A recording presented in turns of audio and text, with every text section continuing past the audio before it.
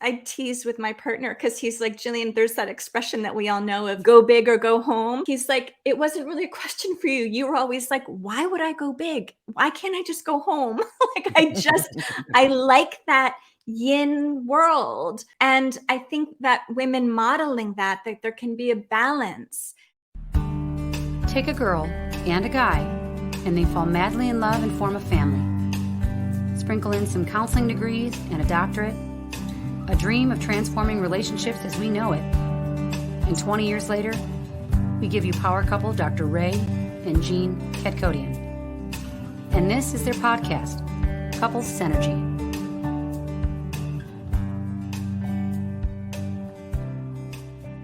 And welcome back to another episode of Couple Synergy with Dr. Ray and Jean. Hi, I'm Dr. Ray. And I'm Jean. And this is our podcast about love, marriage, and relationships. Please check us out online at couplesynergy.com or on Facebook, YouTube, and Instagram at Couple Synergy. And please subscribe to our podcast, leave us a review, or send us any suggestions on topics you'd like to hear more about. And now on to Couple Synergy, an in-depth look at love, marriage, and relationships, where we bring you our experience helping thousands of couples transform their relationships for over 25 years. Everyone says you should work on your relationship, but nobody teaches us how. So we've created this podcast to teach people what they can do to create the relationship they've always dreamed of with the partner they fell in love with. On today's episode, we welcome Gillian Pothier.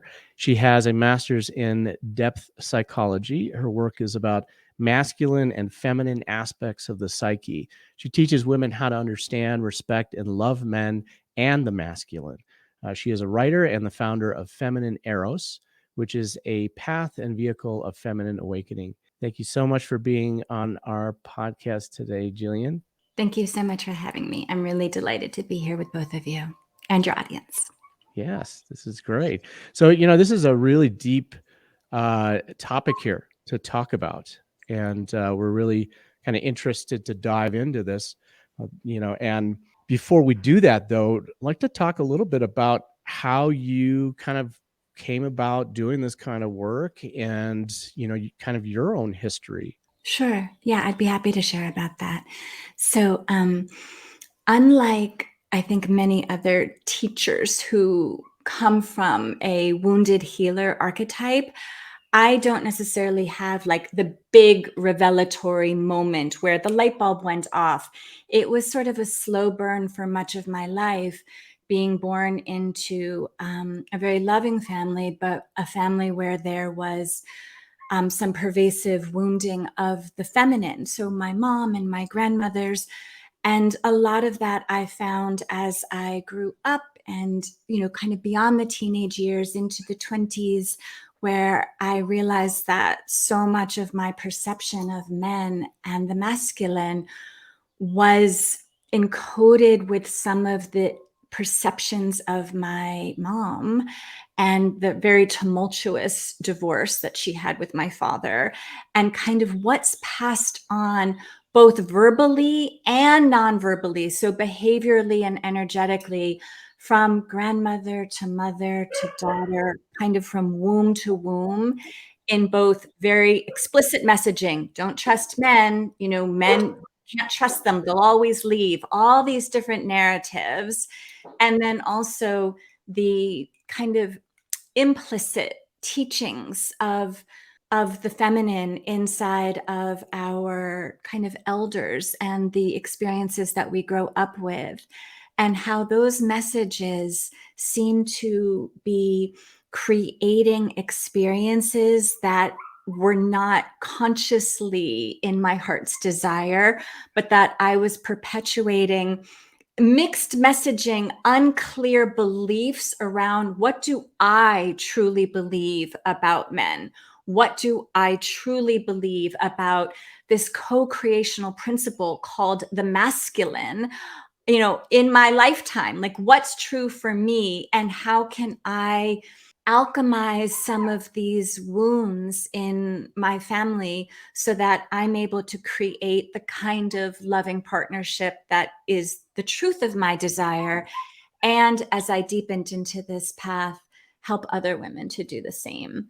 So it was a big journey for me of lots of foibles. And then also eventually going to graduate school where I studied Jungian psychotherapy. And in that particular lineage, you really begin to learn the masculine and feminine aspect of the human psyche. So, and Dr. Ray, you might know, like the anima and the animus, these kind of feminine and masculine aspects of the human soul, the human psyche. And that was really like the golden key that opened up this wider, deeper understanding of both where some of these wounds come from and how we perpetuate these mixed kind of complex messaging, and then also how there can be a healing path for women, men too, but the great concentration of people in my teaching spaces are women. Can you give us a working definition of archetype? Sure. So archetype, I would say, is like a concentration of energies that that moves through individuals beyond. It's something transpersonal.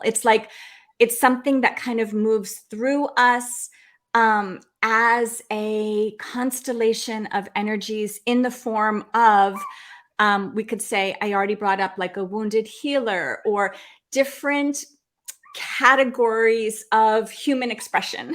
And I guess that's actually a tad less elegant than I had intended, but that's how I would talk about archetypal energies. They're bigger than just small s self. They're bigger than our own personalities. They're big energies that come through palpably. I mean, we can look at many prints and many different kind of famous figures, and many of them are working with and expressing big archetypal energy. Marilyn Monroe, Beyonce, lots of these figures where you can feel that it's not just Norma Jean, it's Marilyn Monroe. There's a bigger energy that is coming through her individual sense of selfhood. And Carl Jung did a lot of work on the archetypes, and that's something we're definitely very familiar with. My question for you is, in the light of the Me Too movement, it became kind of very, you had a target on your back if you were a man. Right? And, rightly so, there's been a lot of atrocities that men have caused, women, throughout the generations. What motivated you then, instead of to kind of jump on the bandwagon with all of the, Me Too movement, to kind of go in an opposite direction of like, let's heal these wounds, right? Let's help women actually embrace, the sacred man. Yeah, I love this question, Dr. A. And I will share, this is where it can get a little controversial quickly. Like there can be some escalation of this, because when I saw the Me Too movement arising and we had something like 13 million women in North America, Canada, United States, raising their hand in like, yes, this happened to me too. We clearly are seeing that there is a distorted masculine behavior that some men are behaving in distorted and wounded ways with women.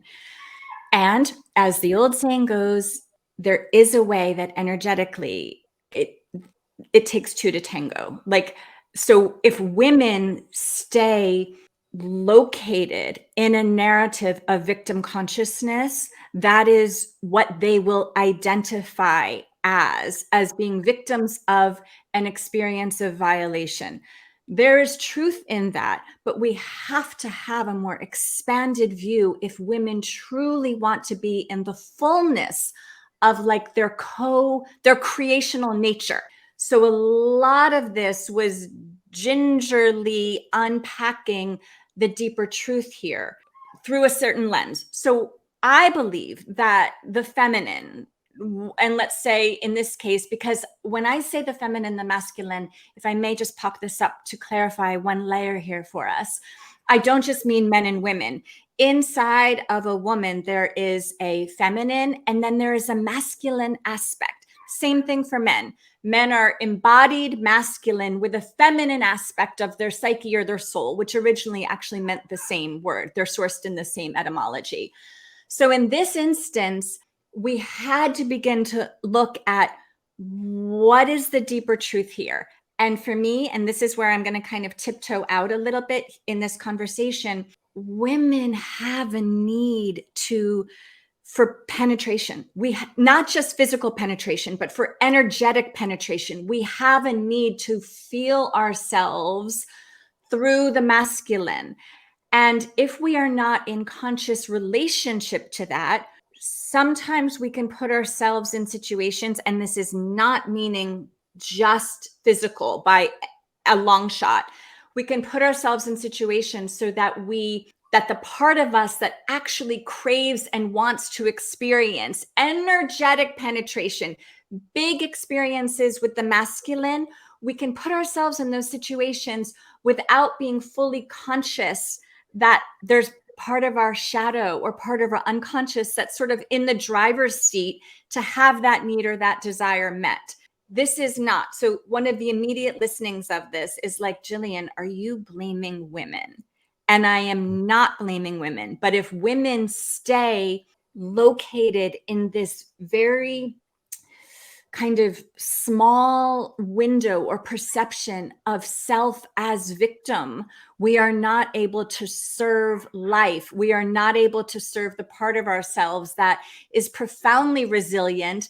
And actually, on a certain level, these experiences may just serve our most profound expansion when we can alchemize them and be in, air quote, right relationship to those experiences. So this is incredibly nuanced. And I always feel like I need to clarify the various listenings, because you can listen to this from very different kind of spiritual stations or spiritual altitude and have different experiences.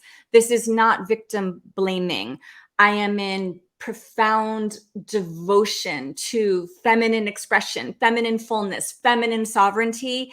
And in that requires, for many of us, a journey of spiritual repair with men in the masculine so that we can be in the most exalted expression of our woman, of our feminine in this lifetime, which I deeply believe is one of the primordial cravings of the feminine, is to feel herself in her fullness. And that can be a very tender path of it's kind of scar work is a way that I describe that path. When I think about the generations in my family and my grandmother, who probably was more intelligent than my grandfather, but in those times she had to stay home and be a mom, and he worked and he got to call the shots. And that's kind of the standard in the overculture that most women did back then. And she was a teacher for a while, so she had some education. To my mom, who showed up literally barefoot and pregnant in the kitchen. My mom had 9 kids. Oh, wow. My dad went to work. They had those stereotypical role models that they always did. And I always wondered, what would happen if my mom one day said, I want to get a job? Because I started to see that in high school. Some of my friends' moms started working. And my mom never did that. And my dad never came home and said, you know what? I don't want to do this anymore. I'll stay home with the kids. So they never challenged those roles. My dad passed away when my mom was 58. And now she's been in a relationship for close to 20 years with someone else, but now she's the boss and she does what she wants. It's very interesting in my lifetime to see these shifts. And I remember being a young woman and thinking, I don't want to be married if that's what marriage is. Mm-hmm. And then in our relationship, we have much more of a balance between some of the things that we do, our roles and how we manage things. What is going on now with masculine and feminine energy in relationships that you've noticed? Oh, this is such a great question, Jean. Thank you. The way I describe this is I feel like there has been such a massive pendulum swing. Some of this is the shadow of feminism. And then in kind of collective response and collective reorganization, I would say in a nutshell that we are seeing more and more women who are, the word I would use is something like masculinized. They are out in the world. They are working hard. They are, so many children are, and I don't judge this at all, but like are growing up without a mom at home. And then part of the shadow of feminism is when you said like your mom literally barefoot and pregnant. I've had many girlfriends who are like, I want to stay home. I want to be a homemaker. I want to tend the hearth of my family and my children, and them to be shamed by contemporaries or like, we haven't worked this so hard for you to go back to the 50s. This idea that it's regressive for a woman to actually be in the truth of her yin, the truth of her feminine essence, which for many women, none of this is universal, but for many women includes creating a beautiful home, creating an experience for her family that is aesthetically beautiful, that there's joy in that for her, and that there's almost a way where the idea of feminism, which was to give, freedom to women, it's almost like a little bit distorted or a bit of a not, because now women, if they choose in full sovereignty to have a deeply yin experience for chapters of their life, it's like that's deemed old school, that's deemed regressive. And I think that there's a tremendous loss in this. And this is one of the things that I work on with women, is like being in approval of their desires, not the desires that are more overtly celebrated or glorified by our culture. Our culture is very yang. It's very masculine. We are always going to be rewarded for producing and working hard and getting good grades and, going to Ivy League schools and creating big businesses. All of that will be rewarded culturally, because that is kind of the code of capitalism in some ways. But when women they're like, oh gosh, I don't know that I want that, or I've tried that. I was a hotshot producer for several years. When I wanted to stop that, I got a lot of side eye in my life. Like, Gillian, what are you doing? You've come so far. You're executive, you have all this hotshot titles, and the unwinding of that so that I could be in approval of my yin, of my feminine essence, which I tease with my partner, because he's like, Gillian, there's that expression that we all know of like, go big or go home. He's like, it wasn't really a question for you. You were always like, why would I go big? Why can't I just go home? Like, I like that yin world. And I think that women modeling that there can be a balance, and that you don't have to participate in these kind of cultural egregores of, superwoman. Even there's so much I could say. There's so much I could say about this. But as women become more masculinized and we see these memes and these tropes, the future is female, we don't need men to have children, all of these things, I'm like, oh my gosh, as women, as the culture thrusts the feminine, women more into masculinized roles, in parallel, the complementary energetic is that men are becoming more feminized. Mhm. Men are becoming, I'm going to say some tough cookie things here, I think, a little bit weaker in their masculine, because they are not in approval of the potency, the primal nature of maleness, because this has been so criminalized and or diluted into either the nice guy, or, speaking of archetypes, we can look at cultural archetypes of men, Homer Simpson, or that's on one end, or we see like villains, kind of criminal guys, like the villains. I don't Bad know. element. Yeah, the bad man. Yeah. We very rarely see highly coded, potent, primal men, fathers, the reclamation of the word, the patriarch, head of the household, and have that man be respected for his primal maleness. That is a lost art. And so, not even art, a lost quality of the feminine, of women. I see in general how women talk to men and talk about men. And I teach this in my courses where I call it the collective feminine disrespect of the masculine, how women collude in their disrespect and their degradation of men and the masculine. Just my intolerance of that is confronting to women, both in my personal life and in my larger teaching fields. I am a zero, I have zero tolerance for that. Like that does not happen on my watch. And just that entrainment for women to see and feel what it is like to be in the field of a woman who is very intentional and not contorted. This is a very important layer of this.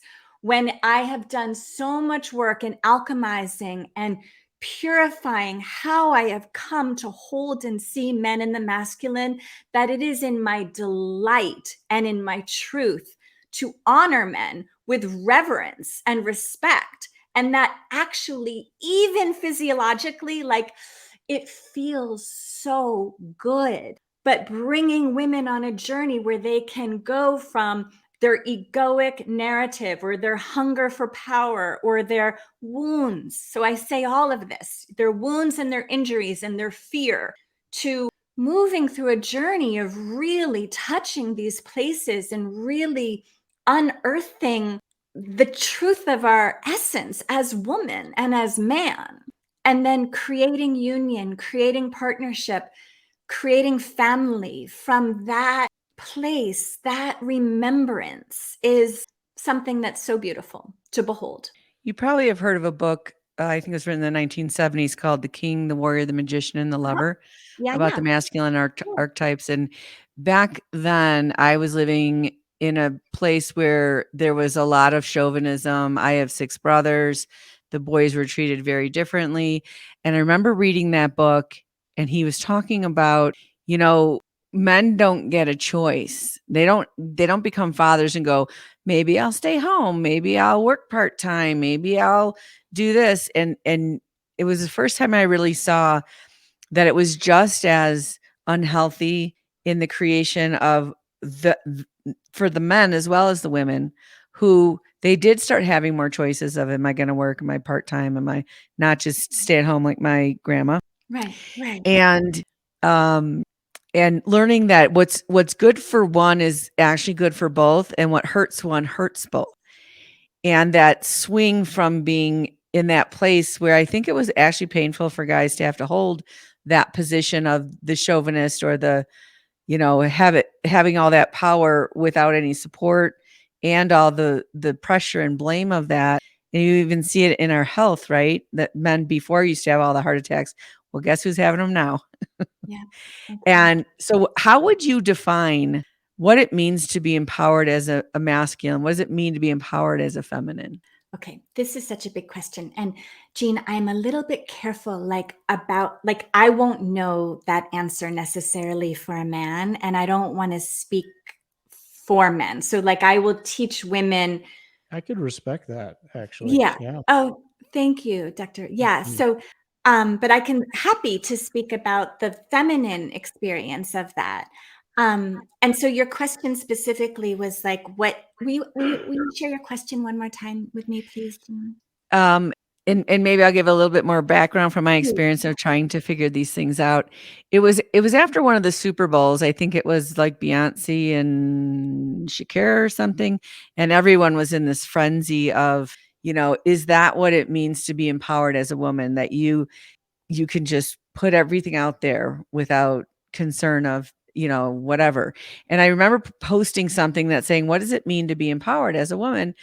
And everyone came back with, it means I get to do what I want when I want to do it. And to me, that kind of just seems like selfish and like not part of anything. That didn't seem empowering to me.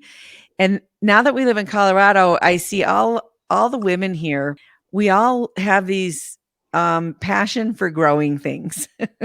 And we get teased a lot. Oh, you brought another plant home, And I was like, wow, that's really interesting because we live so much closer to the earth here, and they have this desire to take care of things. They also participate fully in, taking care of horses and fixing fences and in lots of things that are physically demanding and tough. But also they have this beautiful expression of cooking food that's more from the earth, growing it and that kind of stuff. And I'm like, maybe that's more along the lines of feeling empowered as a woman, as opposed to just kind of being a bulldozer. Mhm. Mhm. I think being a bulldozer is ultimately a painful state for a woman. And I think that many women um, it's like we become numb to the pain because so much of that is generated by survival or for survival. But to bring it back to kind of the original question, which is like, what does it feel like or look like or mean for a woman to be fully empowered? And I love your expressions, Jean, and also the range of this. Like, it's everything from like making bread from scratch to fixing fences. If that's our desire, not what we are culturally rewarded to do, not what we have to do in order for survival, but like, what is the truth of our desire? And for so many women that I work with, and I work with very high functioning women often, on a big path, and I say to them, what's your heart's desire? It's like crickets. Like, they actually don't know, because when a woman is separated from the truth of her desire, she is so susceptible to just reacting all the time. And that's actually not where the quintessence of the feminine lives, which is like when we can be in approval of our true heart's desire, not our ego, not, oh, I want to Porsche because it'll make me feel some type of way, but it's like, oh my gosh, I want to feel myself. I want to feel the effect of what I create, whether it's children, gardens, plants, sourdough bread, whatever this is. But I want to feel the quality of my expression. Women are the birthers. We birth our whole lives, regardless of whether of the biological reality. It's like we want to feel what we are birthing. But in order to feel and tend to and nurture what we're birthing, we actually have to be attuned to, like, what are we being seeded with? Because nothing is birthed without seeding. And because there's so much distortion around men and the masculine, I feel like what women birth kind of culturally or symbolically is so tainted, is so lost. And I think that this reclamation of kind of the yin arts, which is not really a term I've actually ever said before, but there's something rightful about that, in that if that is a woman's desire, like, if women are like, Gillian, I want to be an astronaut I'm like, okay, you go and we will create this path for you. But only, like, you have to bring your feeling body, your feeling self with you as a woman. If you want to have the most profound experience of being empowered, it's not just being empowered as a person, it's being empowered as a woman. And that includes feminine essence, that includes yin. And I would imagine, in very different ways that Dr. Ray can speak to, it's complementary for the masculine. Mm-hmm. Yeah. What we've noticed, and we've commented about this, is that, a lot of the media, a lot of Hollywood and movies and everything, they seem to have, especially the superhero movies and all of that, they seem to have equalized men and women. Mhm. That women are coming out, and not just equalized, like, women are coming out as being more masculine, that they have to be able to beat up these men, and so in that way, I feel we feel like, being a man and being a woman, people have lost connection with what that really means, right? And I use the word sacred man earlier, because I really believe that that's truly what, is an empowered man, is a sacred man, and complementary would be a sacred woman, right? But this removal of gender, this equalization of men and women, that we are all the same, we feel has really done a huge disservice, especially when it comes to a committed partnership. Because within a committed partnership, each partner occupies a role in that relationship, a different but complementary role. And if men and women can't figure that out within their relationship, then there's no yin and yang. There is no push and pull that creates that polarity where we get that energy and that passion, 100%. the spark, right? Exactly. I don't know if you kind of are in alignment with that type of theory and concept. 100%. When I teach very often, like, men and women are not equal. We could never be equal with one another. We are complementary expressions, but that does not mean equality. And that's another one of these kind of cultural narratives, like equality between men and women. Sure, in like socio-political constructs, like, salaries and things like that. But when we take that into our homes, and more specifically, when we take that into our bedrooms, we are going to flatten Eros. We are going to flatten that, because I loved how Jean called it a spark.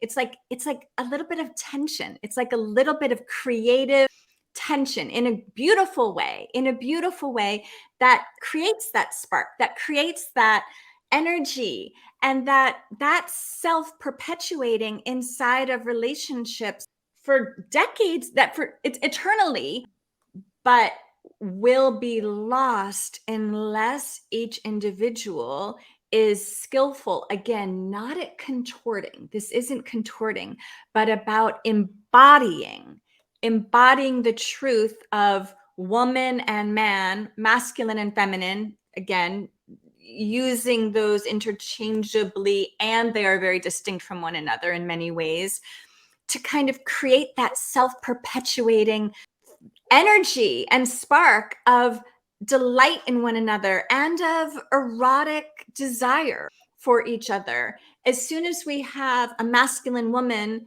in a relationship, or a woman who's been masculinized culturally, familially, in a relationship with a man, it's like usually what happens is that they end up just butting heads. It's like they're competing, and she's often in her ego and in her mental structure, instead of feeling, which, when a woman can offer vulnerably, authentically her felt sense, my belief is that reflexively activates masculine desire, organic desire to protect and provide, which are very beautiful kind of qualities of the masculine. But when women strip that part of themselves away and kind of migrate to the masculine, consciously or unconsciously, it actually doesn't evoke that from him. And then we hear the narratives: emotionally unavailable man, he's such a narcissist. We hear these perpetuated narratives where I'm like, okay, there might be truth in that. But if we can work with the feminine in this system, all relationships are systems. I have a sneaky suspicion, because I've seen it over and over again for 15 years, that whole system will change. And women will hear this and be like, well, Gillian, why do I have to do all the work? Why does the women have to do all the work? I'm like, it's not actually work. It's undoing so many things that we've been conditioned and programmed and then rewarded for. So that happens over a woman's life. But when we can get that complementarity kind of reorganized, recultivated in a relationship, oh my gosh, for the children too, it's like they are actually seeing organic expressions of man and woman in their home life, instead of these I see they're so jumbled sometimes. The energetics and the polarity is all reversed and upside down, and it doesn't create harmonious relationships. It actually creates relationships where the man is not being respected and the woman is not being cherished. And those are essential needs and desires for two people in relationship, that it's like they're missing each other. They're missing those two like generative qualities for the man to be respected and for the woman to be cherished. I think there's even a danger in that, where, a lot of women that I work with, I want to teach them the concept of dropping the hanky. Yeah. And what happens in the animal kingdom is the guy has to show up and do his song and dance to woo her, to prove he's going to be a good mate. Because last I checked, women are still the only ones given birth. Mm-hmm. And we will be in that vulnerable place. And when we get this concept of, I don't need that, then we allow in very immature men who want a mother instead of a partner. Exactly. And then when they get to us, they're like, well, why am I doing everything? Well, because you told him you don't need anything. And he's behaving in a way that you're not asking him to step up into being that masculine. And a lot of fathers, since the Industrial Revolution, have stopped being strong forces in parenting both their daughters and sons. And we've almost like tried to make that obsolete, that they're not important. And so such a big factor in all of this stuff. And it's totally a dance that both sides are a part of. Mm-hmm. But the danger of that, of not really vetting appropriately a guy who's safe and is going to step up when you need him, and then they're all upset, like, why does he wait to be told what to do? Exactly. Women, I think this is what, Jean, may I respond to that with a thought? Mm-hmm, yeah. So, and this is slightly tangential, but this is also related to the whole world space, or the whole of like sex positivity, and women, because of the pill and all, like we have all this sexual freedom. And I find often that it's like women, like they can go to Las Vegas and they can have all these wild sexcapades and all the women are like, "Oh, you go girl." Like they're supported by like the women in their world space. But a woman wants to, have a devotional experience or relationship with her partner.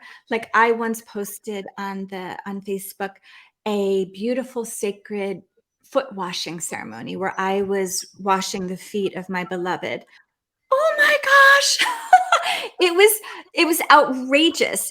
It's more acceptable to watch porn or to hear women have these wild sex positive experiences than it is for a woman to truly be in a devotional offering to her partner or her husband.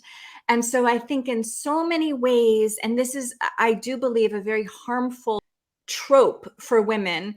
It's like women are having sex with men way too early. And then because we're built to bond, we lose that capacity for rigorous discernment, rigorous, like, who is this man?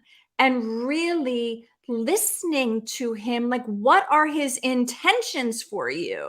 And to really bring that information in without just kind of getting intoxicated on the erotic current of connection, because then we end up being bonded to men biologically, chemically, that actually might not be great partners for us in terms of his character or what he desires, his vision, his frame for us.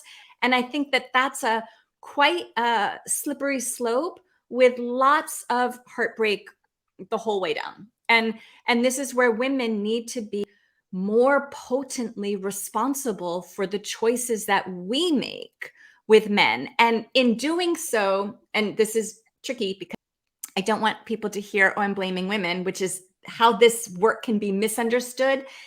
If women really held their or remembered their value and their worthiness and their beauty, and really honored that, and had kind of requirements for the men in their life before we really opened our bodies and allowed ourselves to be kind of biochemically bonded to men, we would be in such service to men, the collective masculine. Like, we would not see this erosion of the masculine, the primal spirit and nature. I love what Dr. Ray says of the sacred masculine, if we are not honoring ourselves as the sacred woman. The feminine frequency, like, this is one of my big teaching principles, is the feminine does not lead, the masculine leads. We can even see this anatomically, but our frequency goes first. So what I mean by that is how a woman values herself and how she learns to respect men and the masculine is so much, it's like edifying. It's like spiritual instruction for the masculine. She is in service to his spiritual, his consciousness through how she holds herself. So it's not didactic. It's not like, oh, you need to do this to a man, or you should do this. It's no, how does she hold herself? So slight You talked sidebar. about, yeah, I'm you sorry. talked about how this work can be misinterpreted. And I was wondering if in your work you have seen a correlation with internal anger and misinterpreting, the balance between masculine and feminine and the roles that each play, meaning that, if a woman has gone through some trauma at the hands of men, are they less likely to be able to be open to these kinds of concepts? Okay, this is a very beautiful question, Dr. A. So the disclaimer I give in my particular work is, if you have like profound trauma or heavy trauma with men in the masculine, exactly as you said, if you've been in a situation being violated, and it doesn't even need to be physically, kind of violated by men, if this is still unmetabolized trauma, then this work will probably be too activating for you, and sometimes, to be very direct, potentially re-traumatizing. That there's a truth in this. But if you've done some work around this, if you've done some somatic work, which I think is so important, where you can have your nervous system has had some healing and repair, and you're spiritually ready to like have some mirrors held or some teachings held that might feel confronting. I mean, this work is not comfortable for many women.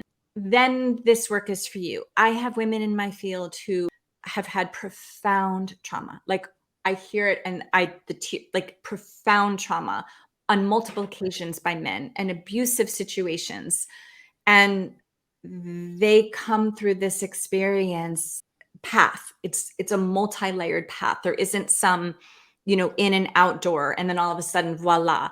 It's a journey, but women benefit so profoundly from healing their relationship with men in the masculine, because we are in an embedded context on this planet. Many of these women have sons or will go on to have sons. It's like we are here together on this planet. So if we hold judgment, resentment, calcified trauma imprints, we actually will never feel safe in our bodies or in our lives. We will never be able to fully kind of open our blossom. And that's a very painful state for women. So either way, you have a choice to stay in pain and numbness, or you have a choice to move through in whatever way is rightful for you, a certain coming undone that can also have some pain in it. There is a reality to this. But on the other side of that is so much expansion and beauty and grace and remembrance and feeling safe and trusting yourselves. And dare I say, like, believing in the goodness of men and men's hearts again. Like, we have a right to believe that. And there's no magic wand.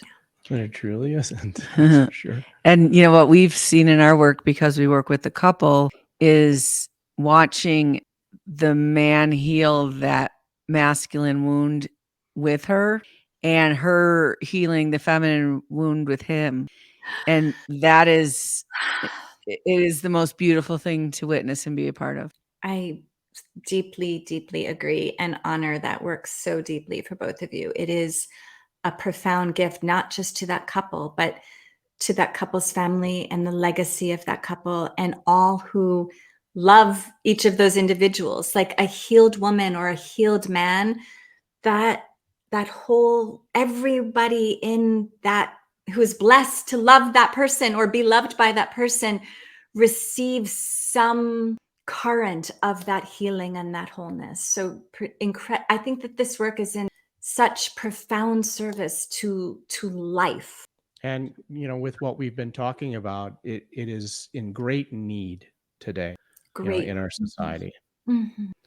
Gillian, where can someone find out more about your work and more about you? I think Facebook and Instagram. So and on Instagram, it's at Feminine Eros, and there's a little underscore between Feminine Eros. And on Facebook, it's Gillian Pothier. I have a free Facebook group where it's an incredibly beautiful community. It's free, and I think that's a beautiful entry point for a lot of women because there's been women in that field with me. There's several thousand women in there, but we have been journeying for a long time. And so there's an incredible attunement there that I think is really in service to the feminine heart. And then lastly, I have free gift for your audience that I can share about if women would like to learn more about that as well. Yeah, sure. Please. So the URL for that is devotion.gifts, GIFTS. And there they will receive a beautiful kind of guide called 8 Ways to Cultivate Feminine Allure, which is our magnetism, our organic emanation of love and beauty and kind of our magnetic essence. And that's in my delight to share with your audience if that is in their desire. Thank you very much for that offer. And, we will put those links into the show notes so that any of our audience listening would be able to access those great offers. Beautiful. Well, thank you so much, Gillian, for being on our podcast. This has been a very enlightening conversation and just really in alignment with a lot of the work that we do. I love that. That feels so good to me. Thank you both so much for the invitation and for the beautiful questions and holding of this experience. I feel really grateful. So thank you. Thanks for being on our show. My deep pleasure. Thank you, Jean. We want to thank all of you for joining us on Couples Synergy today. Our passion is in helping people and couples have happy and healthy relationships, and this podcast gives us a fun way of bringing our knowledge and expertise to you, our listeners. For all of you listening, please let us know how you enjoyed the show. If you have any questions, comments, or topic suggestions, please email us at contact@couplesynergy.com. For more information about Couples Synergy and our programs such as Relationship 101, the Home Study Course, the Couples Relationship Enhancement Weekend, and our premier coaching program called Couple to Couple, look us up online at couplesynergy.com. And if you know someone who could benefit from this episode, please download it and share it. And thank you for listening. Until next time, synergize your life and synergize your love. You have been listening to Couple Synergy with Dr. Ray and Jean Ketkodian. Couple Synergy was recorded, edited, and produced by Dr. Ray and Jean Ketkodian. Voiceover and music entitled Breathe and Let Go was recorded and composed by Gina Gonzalez.